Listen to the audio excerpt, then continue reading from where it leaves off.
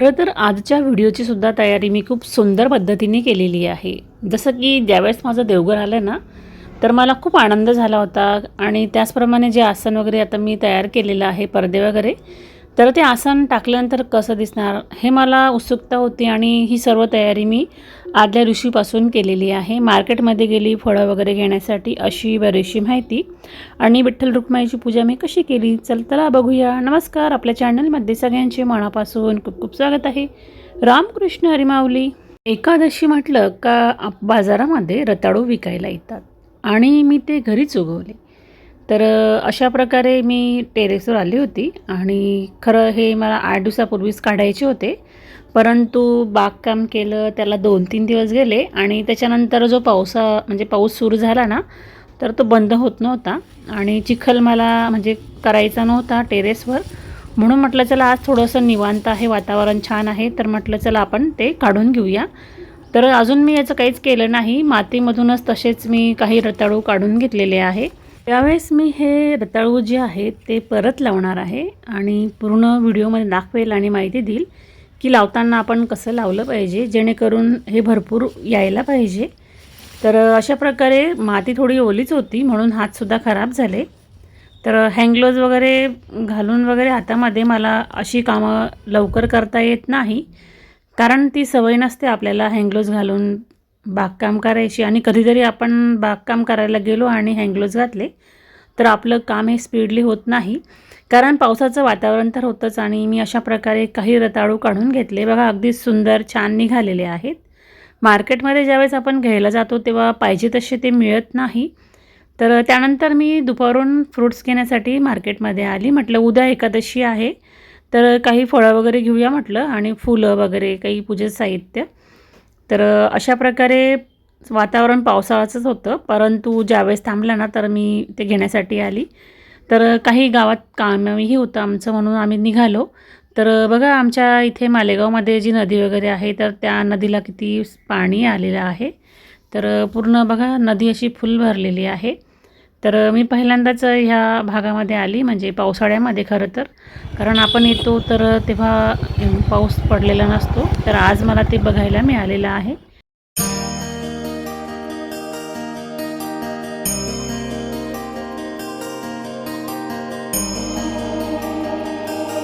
पावसाळा म्हटलं का पायी चालायला कंटाळा येतो आणि पाणी इतकं साचलेलं असतं की डबके बऱ्याच ठिकाणी बघायला मिळतात आणि आपण कुठले कपडे घातले तर ते सुद्धा खराब व्हायची भीती असते. पाऊस तर हवा, परंतु काही ह्या गोष्टीसुद्धा असतात. पण पावसाचं वातावरण खूप सुंदर वाटतं बरं का, आजूबाजूचा परिसर वातावरण. तर चला असं आम्ही झाली आमची खरेदी वगैरे. आता घरी आल्यानंतर बघा रताळू अशा प्रकारे स्वच्छ धुतलेलेच होते. तर मी मार्केटमध्ये ज्यावेळेस गेली ना बघितले विकायला पण होते बऱ्याच ठिकाणी. तर महाग तर होतेच ते आणि दिसायलाही अगदी वेगळे होते. तर चला आता काही वेळानंतर म्हटलं आता सायंकाळच्या वेळेस मी बऱ्याचशा गोष्टी मला तयार करायच्या होत्या, देवाचे आसन वगैरे. तर अशा मी पट्ट्या कट करून घेतलेल्या आहे. तर मी मागे 2 शिवले आसन, पण ते सलग शिवले म्हणजे पूर्ण अखंड.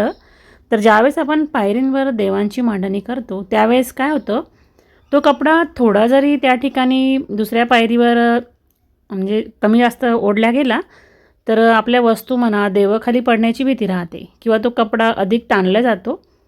तर मला हे टाळायचं होतं म्हणून मी त्या पायरींवर काय केलं, वेगवेगळ्या प्रकारे अशा प्रकारे आसन तयार केले आणि ही आयडिया खूप सुंदर वाटली मला.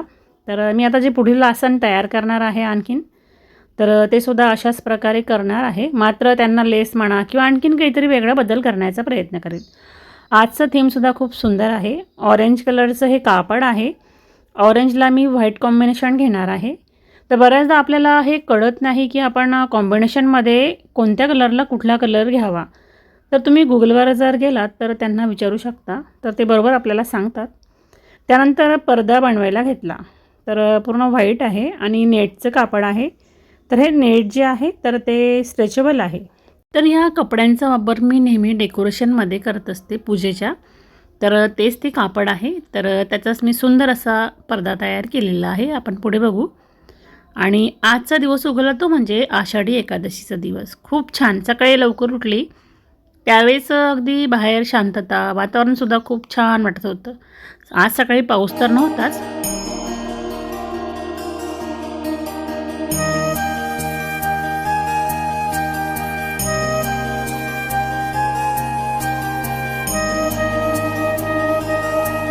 नेहमीपेक्षा आज थोडी लवकर उठली आणि उठल्यानंतर सकाळी सकाळी अशा प्रकारे टी व्हीवर सुद्धा खूप सुंदर मी भजन मंत्र स्तोत्र लावून दिले आणि अशी सकाळची सुरुवात झाली. खूप छान वाटत होतं.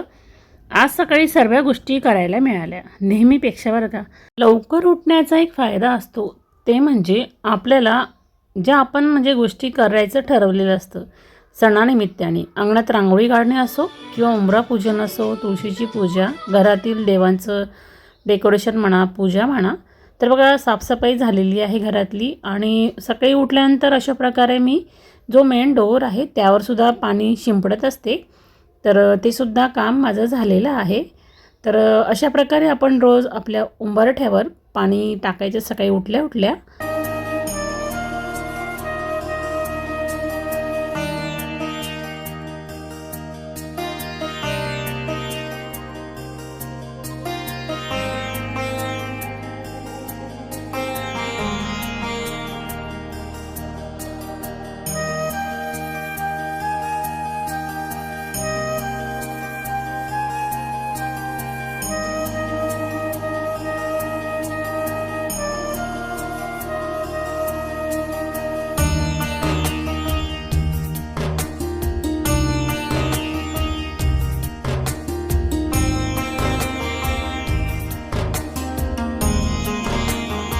आज मी ज्यावेळेस लवकर उठली तर बघा आज खूप छान वाटत होतं आणि माझी कामंसुद्धा सकाळची जी आहेत ती खूप लवकर झाली.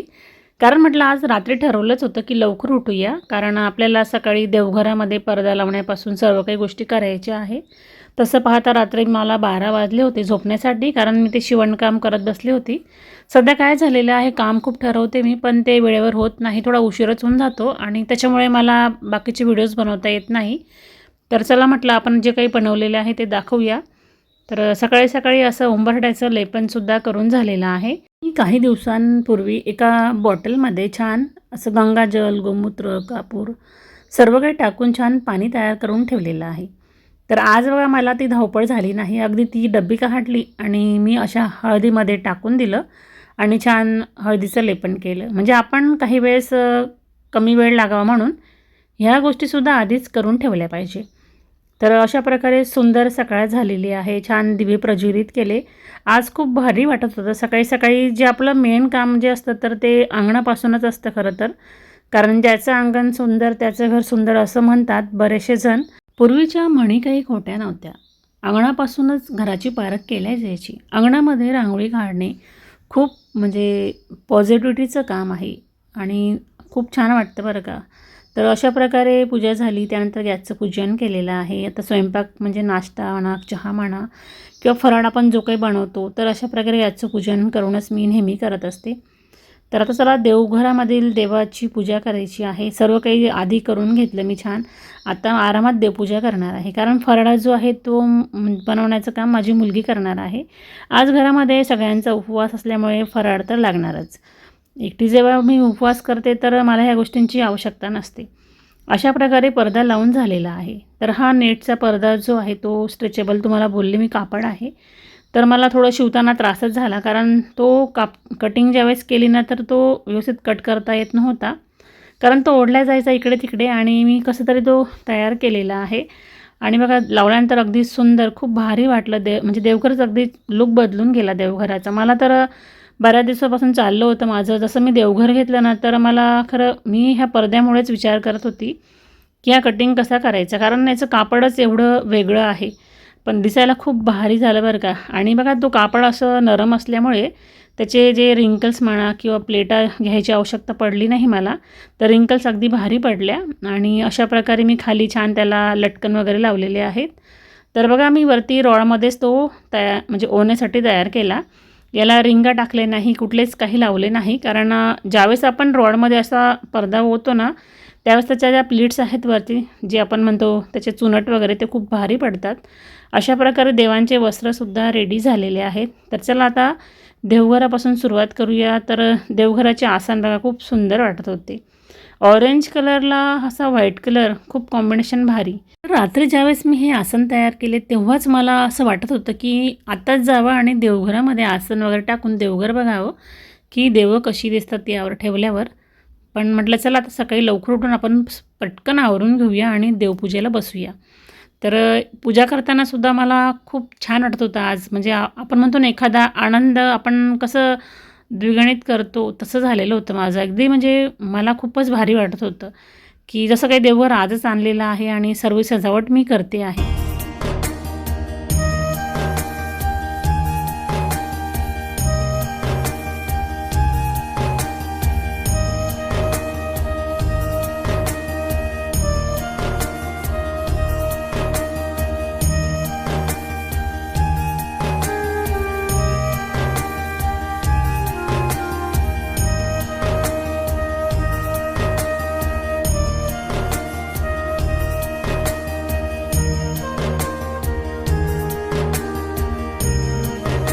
काही दिवसांपूर्वी म्हणजे 2-3 दिवसांपूर्वी मी पावसाचं पाणी एका बॉटलमध्ये भरून ठेवलं आहे असं. तर मी देवघरात ठेवते आहे आणि आपण हा जो म्हणजे एखादी बॉटलमध्ये काचेच्या भरून ठेवायचं होतं. तर मी ते मोठ्या बॉटलमध्ये आणि छोट्या दोन्हीमध्ये ठेवलेलं आहे आणि अशा प्रकारे पैशाचा गल्ला आणि कवळ्यांची माळ आहे ती मी आपल्या कुलस्वामिनीसमोर ठेवलेली आहे. तर खूप शुभ असतं असं म्हणतात, की कवळ्याची माळ फोटोला किंवा मूर्तीला घालणे वगैरे. तर ती खूप मोठी आहे म्हणून मी अशा प्रकारेच ती ठेवलेली आहे. तर आपल्या देवघरामध्ये सुद्धा कवड्यांचं पूजन आपण नेहमीच करतो आणि अशा कवड्या जरी असल्या तरी खूप शुभ असं मानलं गेलेलं आहे. तर अशा प्रकारे सकाळी देवांची पूजेला सुरुवात केली. तर प्रत्येक देव आपण इतर वेळेस तर करतोच, परंतु अशा काही शुभ दिवसांमध्ये पंचामृत म्हणा किंवा कच्चं दूध म्हणा किंवा गंगाजल, पाणी अशा प्रकारे छान अभिषेक करून स्नानादी करत असतो. तर बघा आज ज्ञानेश्वर माऊलींची सुद्धा पूजा खूप सुंदर केली. तर त्यांना मी आहे त्याच ठिकाणी ठेवलेलं आहे आणि शंखामध्ये पाणी अशा प्रकारे भरलं आणि शंखानेच खरं विठ्ठल रुक्माई आणि ज्ञानेश्वर माऊलींची पूजा केलेली आहे. असं म्हणतात की जे आपण विष्णू भगवानांची पूजा ज्यावेळेस करतो, अभिषेक करतो, तर शंखवाद्वारेच खरं अभिषेक केला पाहिजे. तर हे सुद्धा खूप शुभ मानलं गेलेलं आहे. अशा प्रकारे छानशी पूजा झाली आणि त्याच्यानंतर आता पुढची जी स्टेप आहे ती म्हणजे वस्त्र वगैरे घालणे. तर बघा आज जी काही वस्त्र आहेत तर मी खरं घाईघाईमध्ये शिवले ते. तर म्हणून काही मी व्हिडिओ बनवला नाही शिवताना वगैरे. परंतु आता घातल्यानंतर आपण बघूच ते कसे झालेले आहे. तर पूजा करताना अशा प्रकारे शंखनाद झाला आणि त्याच्यानंतर मी देवांना वस्त्र, पूजा, हळदी कुंकू जे काही आपल्याला अर्पण करायचं होतं त्या गोष्टी करायला सुरुवात केली.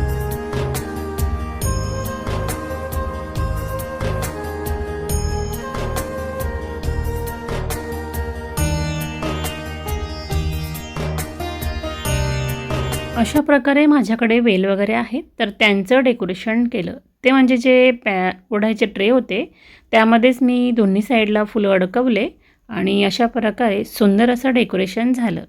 तर हे थीम वगैरे जे आहे ते काही ठरवलेलं नव्हतं आणि वेळेवर सुचलं मला की आपण या गोष्टी करूया म्हटलं आज. तर बघा आजचा दिवस खूप सुंदर होता आणि आषाढी एकादशी म्हटलं तर मला असं झालं होतं की काय करू आणि काय नाही. तर बघा अशा प्रकारे मी विठ्ठल रुक्माई यांचं पूजन करायला घेतलेलं आहे. तर छान ताटामध्ये स्वस्तिक काढून घेतलं, थोडेफार फुलं टाकले आणि यांच्यावरच मी दोघांना विराजमान करणार आहे अशा प्रकारे. आणि जो काही मी गंध आणला आहे अष्टगंध तर तो कोरडा आहे. तर त्यामध्ये मी पाणी टाकलं, ते म्हणजे आपलं जे पावसाचं पाणी आहे तेच घेतलं आणि तेच थोडं टाकलेलं आहे आणि अशा प्रकारे छान सगळ्या देवांना गंध वगैरे लावून घेणार. आता जी काही फुलं निघाली थोडीफार झाडांची तर तीच अशा प्रकारे छान अर्पण करणार आहे. तर बऱ्याचदा मी विक्रती फुलं आणते तर परंतु ते एवढे वापरत नाही, मी डेकोरेशनमध्ये जास्त वापरते आणि कधी नसलेच तर मग मी देवांनासुद्धा ते अर्पण करत असते, असं नाही की नाही करत. परंतु झाडांची फुलं तर खूपच छान असतं, आपल्या स्वतःच्या झाडाची फुलं तोडून अर्पण करणं. तर अशा प्रकारे जी काही फुलं निघाली ती साईडला काढून घेतली आणि आता विठ्ठल रुक्माई यांची पूजा करायची आहे आणि त्यांना छान फेटे म्हणा टोप असे बनवायचे होते, पण ते काही झालं नाही माझ्याकडून.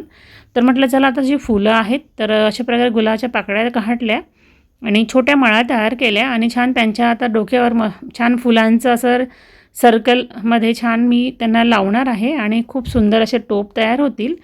तर ह्या काही गोष्टी आपण ज्यावेळेस करतो स्वतःच्या हाताने करतो तर खूप भारी वाटतं.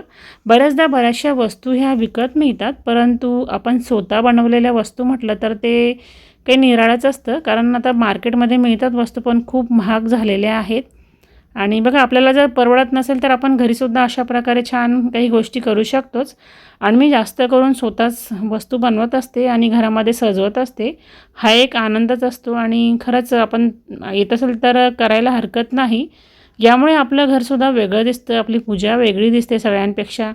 कारण विकत तर सगळंच मिळतं आणि सगळं सेम असतं. परंतु आपण स्वतःच्या हाताने जेव्हा काहीतरी वेगळं बनवतो तर ते दिसायलासुद्धा खूप युनिक आणि वेगळं वाटतं. तर तुम्हाला आजची माझी ही पूजा कशी वाटलेली आहे कमेंटमध्ये नक्की सांगा. तर अशा प्रकारे छान पूजन झालं आणि तुळशीपत्र जे तोडून ठेवलं होतं ते सुद्धा बघा किती छान हिरवंगार असं दिसते.